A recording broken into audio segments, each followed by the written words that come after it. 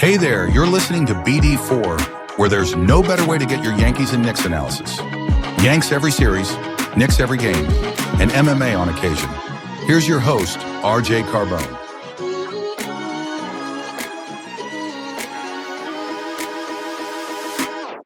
And a high drive into left center field. Stanley's going to watch another one fly. Are you kidding me? DiVincenzo a three. Bang! Bang! Knicks take a Take this chance to apologize to absolutely nobody. At the wall. See ya! See ya! See ya! Mr. Nova. Anthony for three. Bang! That one goes down and the game is tied. Rose, you shook up the world again. I did it again. My God did it, man. I really just had Gonna have to. Brunson running away. Oh my! He has been the best player to put on that uniform. Ball game over. Yankees win. The Yankees win.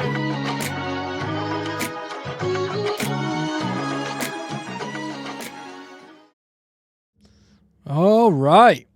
Well, I'll tell you what. If I were to record this episode last night after the loss, or even this morning, we are now it's the next night. But if I were to record this immediately after the loss, or even 12 whatever hours later, I'm ripping into the Knicks. I am being totally irrational, saying stupid shit that nobody with a brain would say. In fact, we talked Yankees. We recorded a Yankees episode right after this loss. And I did actually give a little bit of a quick 2-minute rant at the beginning of the episode. And for those who listened to that episode and listened to that segment, it would have been a whole lot of that for 40 minutes. But we are, again, 24 hours later. It's 8:30 p.m. Sunday night. Why is my camera not focused? That's really bothering me. And the Knicks, they lose to the Chicago Bulls. 1 second. In Chicago last night. And this is going to be a shorter episode. I say that a lot, but it's not going to be an episode where it's as detailed as I usually make it. Not going to go through a bunch of things. Just going to talk a little bit about this Bulls loss.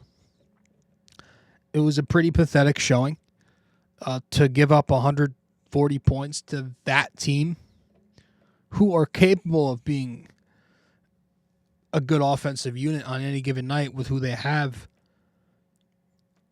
But it was a little rough. Final score in this game, 139 to 126. First half for the Knicks, they were good. Good enough. I mean, Brunson was hot. Finished with 33 at 26 in the first half, I think. The Brunson Towns pick and roll made its return. With after playing OKC and a couple other teams before that with good defenses, the Knicks weren't able to run their usual 1-5 pick and roll, but they were able to do it last night with Chicago playing more of a traditional type of switch defense, where the wing was on a wing and their big was on Cat. Vooch was on Cat for most of the game. So for the most part, that worked out beautifully for the Knicks. They were able to get their pick and roll attack in. There were some instances where Precious was in the game with Towns, and I never liked that, as you know, just for spacing reasons, but also reasons like when he's in the game and Cat's on the floor, sometimes the Knicks will still bring Precious into the action, which, again, he's going to have a bigger wing on him, so that's not the switch you want for Brunson. But for the most part, the Knicks used that pick and roll very effectively, and it helped Brunson keep the Knicks in advantage in that first half. I didn't think Brunson had a good second half at all. He was very quiet and a little slow, Like the complaints about the Knicks having this slow pace and doing a lot of isolation with Jalen, I don't really care about that because that's who their point guard is. He's a bucket, and he plays at a slower pace because he likes to get into the offense and initiate their sets. I will say in the second half of this game, he wasn't getting off the ball quick enough. You know, he was not getting off the ball as quick as you wanted to for,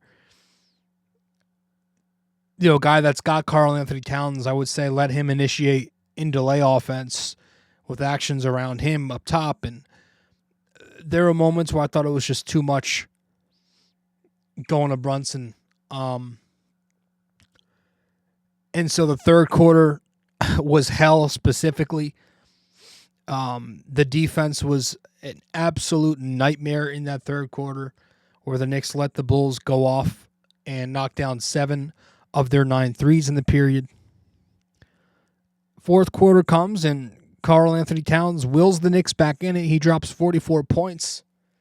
And he does most of this work with Brunson on the bench for a good portion of the fourth quarter.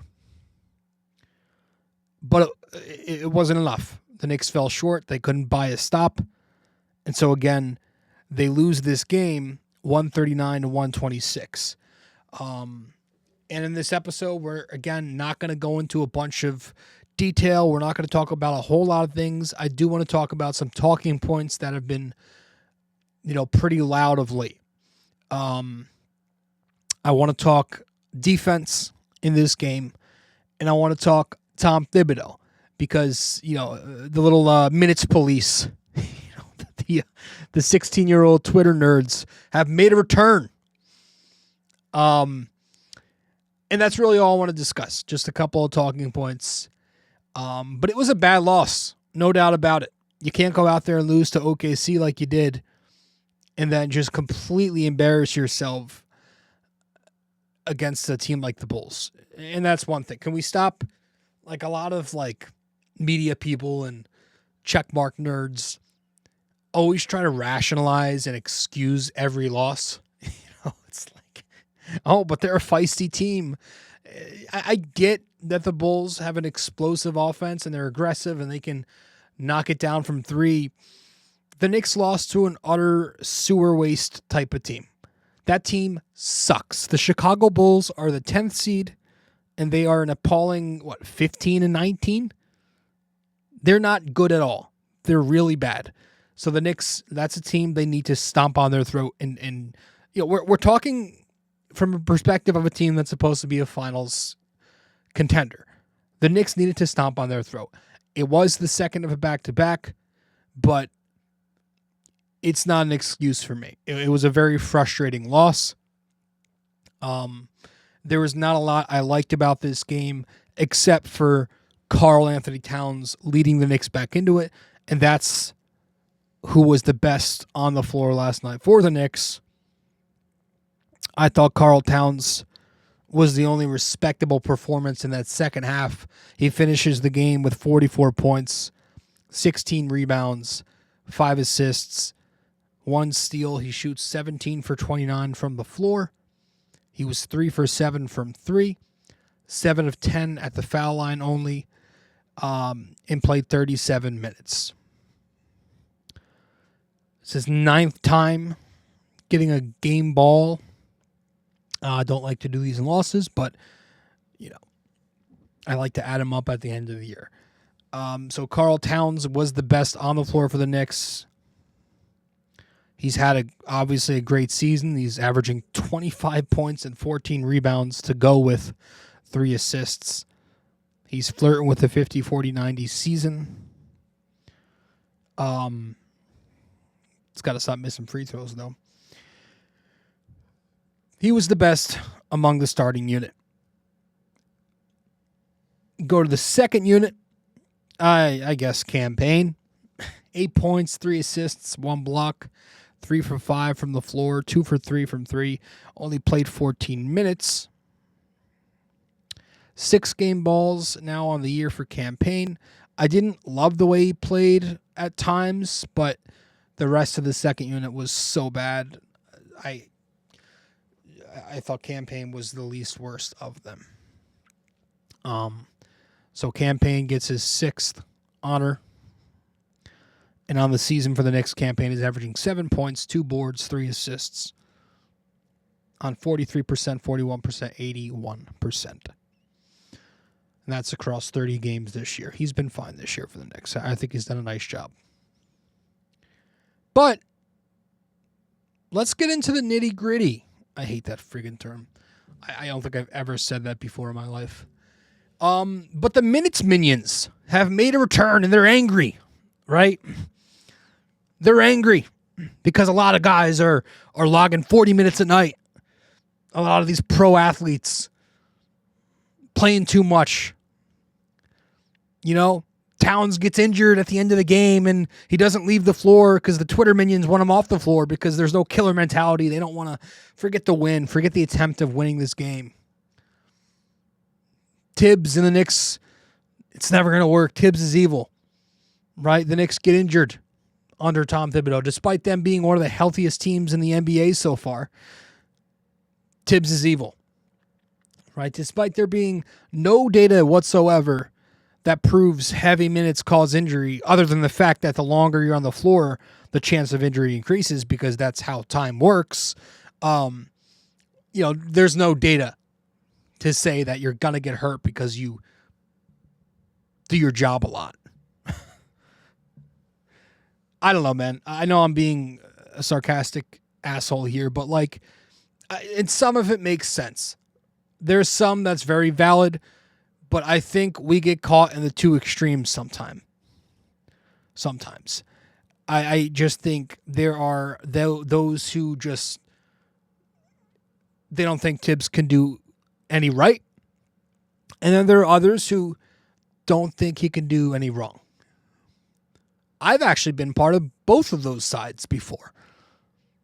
But I've kind of leaned towards pro Tibbs over the last couple of years because here's one, my team's getting closer to being this contender. I think it's like the second unit doesn't play a ton because the second unit kind of sucks. I don't think they're that good. It's not a deep bench. The Knicks had to trade a lot of their depth over the last calendar year to stack up on talent 1 to 5. It's a front office thing more than this is a Tom Thibodeau thing. This is Leon Rose. He's got to make a move. They're going to have to get more depth. They just don't have the talent. And so to also tell me that the bench is playing so poorly because they don't get enough reps. No, they don't play consistently good because they're NBA bench players. They're reserves because it's Cameron Payne, Landry Shamet, it's Precious Achiuwa, and it's a bunch of random rookies who a lot of Knicks fans overhype every year for zero reason other than the fact they get excited. There's a reason Cam Payne is on a minimum contract. There's a reason Landry Shamet has played for 6 different franchises in 7 years. There's a reason Precious Achiuwa is with his 3rd team in 5 years already and didn't last more than a season with the team that drafted him. It's because they're all average reserve players. They're not that good. So giving them more minutes doesn't mean the result's going to change. And if you want to give them minutes just to spare minutes from your starters, well, it's going to be hard to keep up when you're trying to win games. I just think, I'm on Twitter after the game, obviously, that's where this stems from. But some of these remarks you're hearing about the Knicks, this is what happens when the starters play all the time. What's what happens? What is a 2-game losing streak followed by 9 straight and 20 out of 24? What happens? This happens to every team. There are ebbs and flows. There are times when you get fatigue. You know why? Because it's an 82-game battle. It's a marathon. Oh my gosh, man. Some of it is insane. Knicks fans on Twitter are the most Zoomer, snowflake. If they're Yankees fans, they're probably pro Aaron Boone. They're so soft. The participation generation is the same generation that's growing up during this whole load management thing in the NBA. So I get it. You don't know anything else. You're used to being catered to. You're used to soft because that's who you are. I understand that part. But that's why I don't listen to Knicks fans on Twitter for my opinion. That's why I love going to I don't even watch TV. I listen to content creators, podcasts, and YouTube shows. I listen to a ton of content creators because they're able to get me back down to earth with reason when I'm questioning things regarding my favorite franchise or the head coach of my franchise.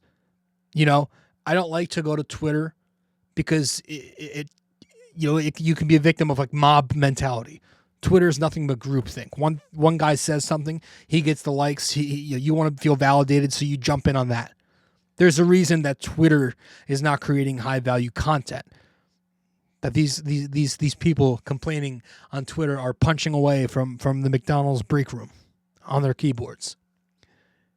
But listen to all these top podcasters with the Knicks. They reason. They have logic. They're always fair when it comes to certain topics. Tibbs and the minutes thing.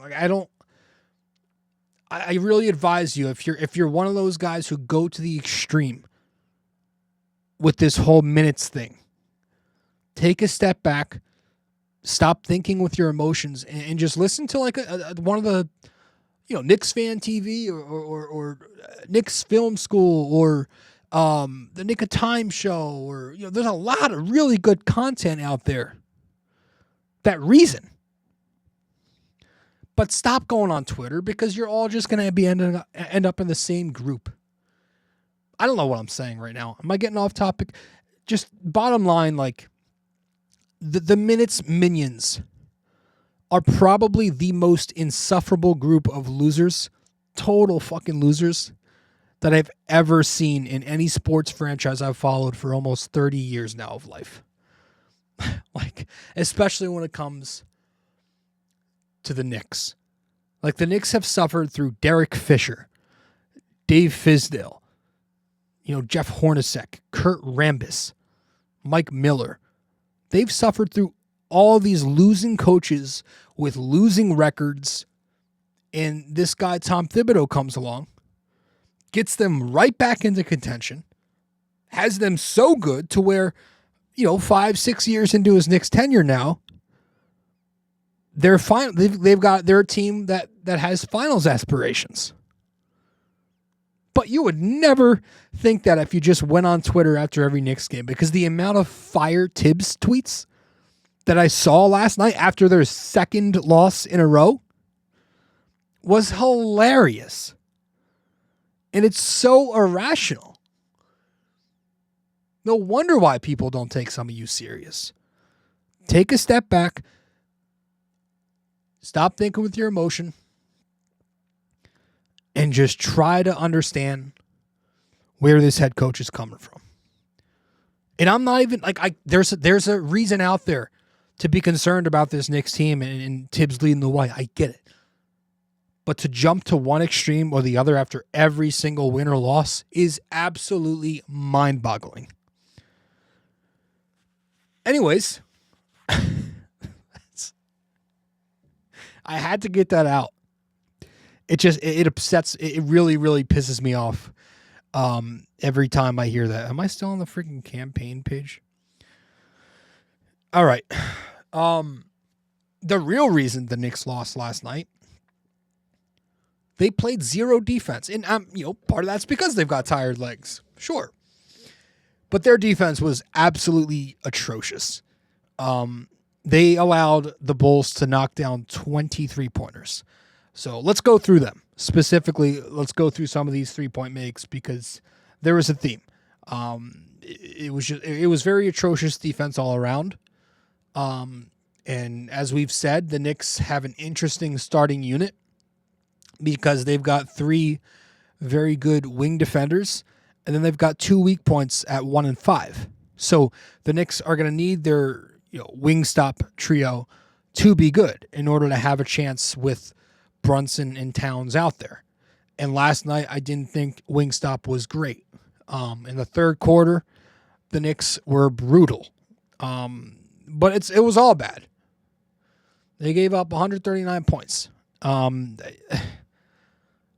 Chicago, the Knicks just let them walk into some three-pointers. They got their three-point looks off in so many ways, off of help, off of pick and roll, in transition, etc. The over-helping thing, off the ball, the Knicks help middle a whole lot. And I know a lot of that is the big bad Tom Thibodeau's defensive scheme. He has his guys help off the wings in the corners on drives. That's always been the staple of his defense. The Knicks help. But in a game like this, here's one. I have to question Tom Thibodeau because you're playing an offense that isn't great in the middle. The Chicago Bulls are just 17th in points in the paint. And at the same time, they're second in three-point makes, and they're second in three-point attempts. I felt that more focus should have been on the perimeter, and more focus should have been on staying home on those drives. The first three-pointer of the game for the Bulls, OG helps middle off the corner, and it leaves Zach LaVine open for a three. OG's in no man's land. There was nobody to even help two. A few minutes later, Brunson stunts off the wing to Zach LaVine. Giddey's left wide open for a three. Giddey's not a great shooter, but Josh Hart can handle Zach LaVine. You don't need to bring help. Kobe White knocks down his first three. It's Josh Hart. Josh Hart helps off the corner to Williams on the wing. White's left open for a wide open corner three-pointer. That wasn't really Hart's fault. The first Kobe White three. I think it was OG who was in the middle bringing Payne help, which kind of forced Hart to rotate off the corner to the wing. But, it wasn't a great defensive game for OG. Late in the first quarter, Julian Phillips, just had an espresso. Late first quarter, Julian Phillips knocks down his only three of the game. OG cheats off the corner to help on the Lonzo ball drive. Phillips is left wide open for three. And then you get to that third quarter, and there's just so many threes the Knicks let open. Their first three-pointer of that third quarter, Brunson brings pretty pointless help middle off the corner. Josh Giddey is left wide open for a three with Brunson too far to close effectively in recovery. The next time down, you get another Josh Hardy three-pointer off of pointless help where Josh Hart helps middle off the wing with no reason because there's like three bodies in front of him before he can get to the penetrator. And Josh Giddey's left wide open for a catch-and-shoot wing three-pointer.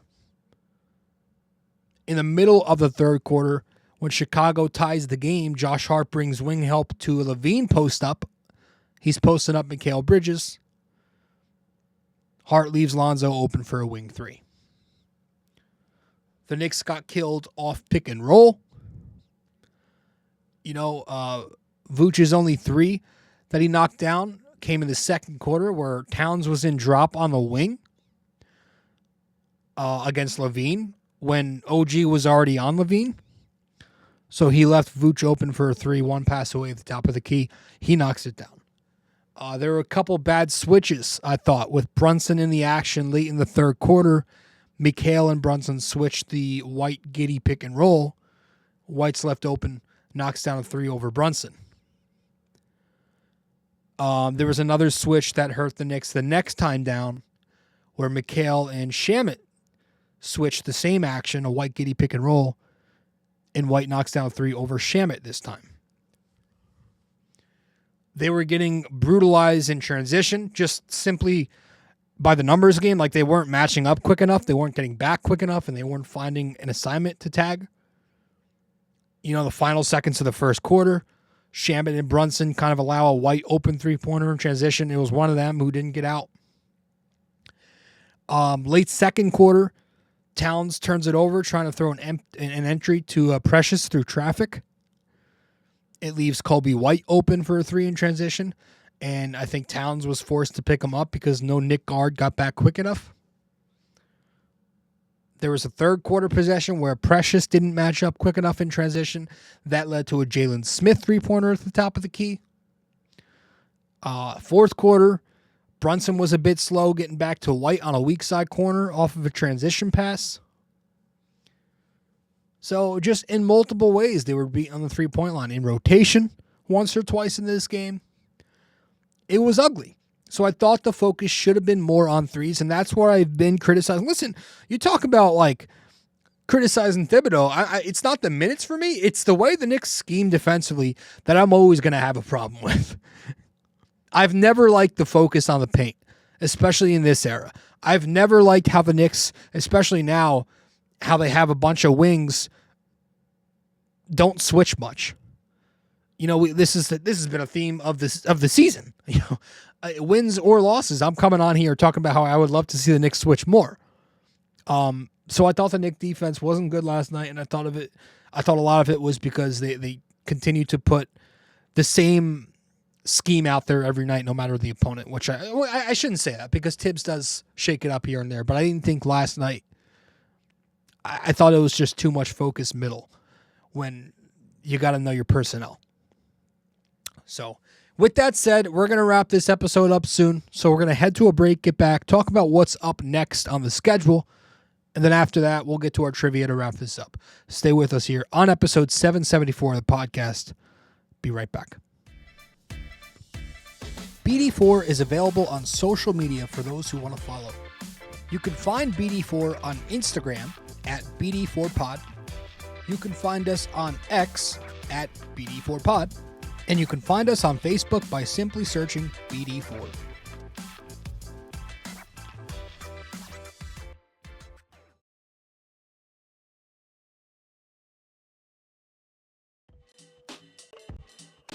Hey guys, just a quick reminder, this podcast is also available in video format on YouTube. So be sure to go over to the YouTube channel, BD4, subscribe, like the videos, comment, and tell me how much I suck or maybe how much you like the video. We'd very much appreciate it.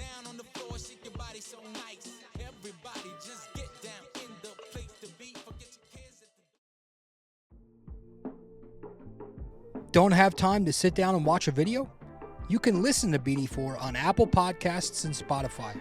Don't forget to give us a 5-star rating and review on Apple Podcasts. And you can also watch the video format on Spotify too.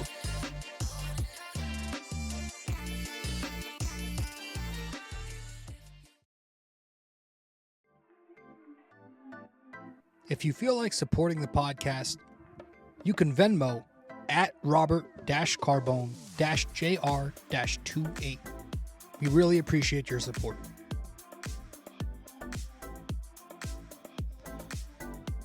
All right. So the next game for the Knicks is tomorrow night, Monday night. They're back at the Garden. Playing the Orlando Magic for, I believe, one final time this regular season. They played them a bunch because of the NBA Cup. It's tomorrow night at the Garden at 7:30 against Orlando. I think they're still without Paolo, and Jalen Suggs just recently went down too. I think both of the Wagner brothers are there. They got a whole bunch of injuries, so I don't know. But that's a game they need to win. So the Magic are up next, and I'm going to read off my phone here on the schedule. Wednesday, they're home again. So they got a 5-game homestand. Good opportunity to get back on track here. 5-game homestand coming up with Orlando, Toronto, OKC, Milwaukee, and Detroit. So would love for the Knicks to, let's say, win 1, 2, 4. Can you go 4-1? It's a tough ask. OKC, I really want to see them win that game. That's at the Garden. You were very close. I need something against... Again, they've beaten some top teams, but if you're talking about the cream of the crop, They've lost to Boston this year. They don't have a win against Cleveland yet this year, and they lost to OKC. So I need to see something. I need to see a result. I like that they can compete, but I do want to see a win. I want to see a W against OKC next Friday. But coming up next, you've got Orlando tomorrow night, so take it game by game. Let's go beat that team, and hopefully this Knicks team can get through it healthy because, the big bad Tom Thibodeau is playing pro athletes a good share of minutes. Appreciate you all stopping by. Let's get to our trivia to wrap this up when we return from break in just a minute. Do you enjoy Yankees baseball but are tired of hearing me yap? I have a suggestion for you. Go check out Yankee Crazy Podcast. Greg Gill is a Yankees podcaster on Apple Podcasts and Spotify, and he's now selling merch. Go to yankeecrazy.myshopify.com.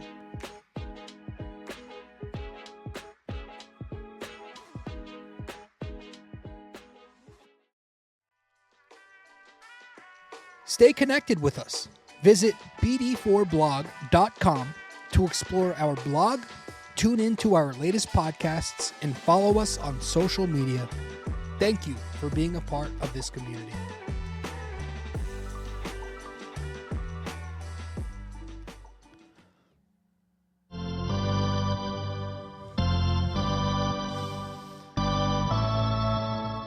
All right. So for this episode 774 of BD4, our trivia question of the day is a true or false question.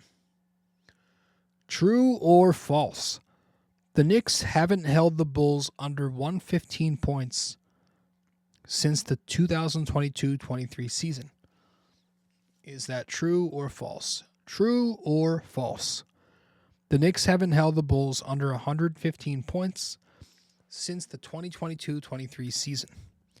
So let me know the answer wherever you can reach me. If you get the answer correct, I'll give you a shout out in the next episode. That is all for this one. The Knicks get stomped by the Bulls. Absolutely stomped. And they let up 20 3-point makes. Tom Thibodeau gets heat from the big, scary 16-year-olds on Knicks Twitter. And some of you are grown-ass adults. The fact that you're grown, some of you are grown-ass adults complaining about minutes, which is crazy to me. Sorry. I'll stop there. That's obviously, that's like one of my biggest pet peeves. That's always going to be a big pet peeve of mine. And so I like to laugh at some of you people. But I appreciate those who think with ration. I really do. And as always, guys, I appreciate everybody who tuned into this shitty, garbage little episode of BD4. So thanks for tuning in, and I'll see you soon. Later. Well, if you made it this far, that means you listened to or watched the entire episode. Thank you. Just remember to follow, subscribe, download, rate and review, and all that fun stuff to help out the podcast, and I will see you in the next episode of BD4.